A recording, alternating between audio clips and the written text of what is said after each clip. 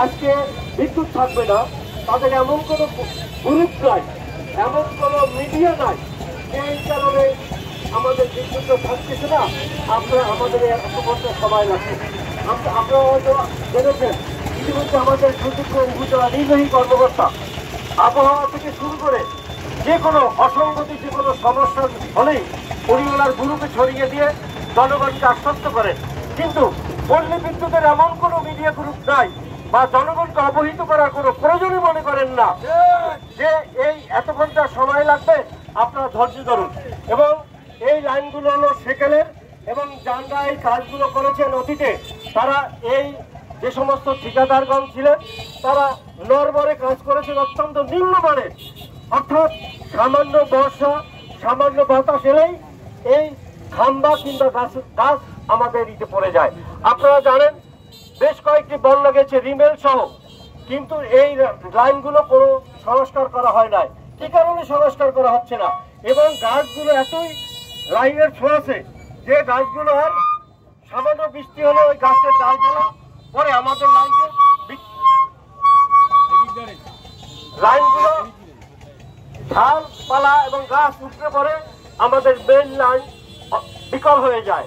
আপনারা ইতিমধ্যে জেনেছেন আমাদের গত 2-3টি ঘটনায় 33 কেবির মেইন লাইনে পরে আমাদের টোটাল মঠবাড়িয়াকে প্রায় 2 থেকে 3 দিন সামান্য মাঝরাতে এলেও এরপর বন্ধ ছিল। আপনারা জানেন এই ডিজিটাল যুগে যদি বিদ্যুৎ না থাকে, আপনি এখানে দাঁড়িয়ে বক্তব্য রেখেছি, পাশে আমার ব্যাংক আছে, আপনি কোনো বিদ্যুৎ না থাকলে নেট থাকে না। অর্থাৎ এই বিদ্যুৎটা এখন এত ব্যবহার উপযোগী এবং নিত্য প্রয়োজনীয়, আপনি ব্যাংকে লেনদেন করতে পারবেন না।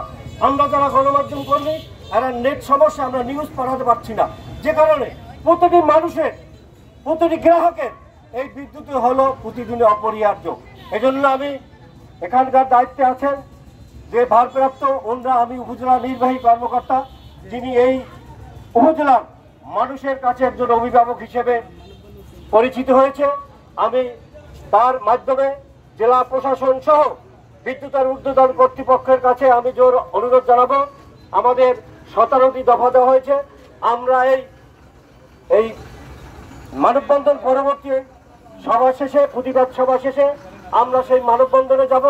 আপনারা সবাই সম্মিলিতভাবে স্মারকলিপি দেব, সেই স্মারকলিপিতে আপনারা সবাই সম্মিলিতভাবে যোগ দিয়ে আমাদের যৌক্তিক দাবি সহ এখানকার যে জনবল সংকট রয়েছে এবং পুরাতন লাইনগুলো অতি দ্রুত সংস্কার করে ব্যবহার উপযোগী করার আহ্বান জানাবো। সবাইকে ধন্যবাদ জানিয়ে আমি এই মানববন্ধন পরবর্তী প্রতিবাদ সভায় আপনারা যারা আবার এসছেন সকলের প্রতি কৃতজ্ঞতা জানিয়ে আমি আপনাদের একটি মেসেজ দিতে চাই।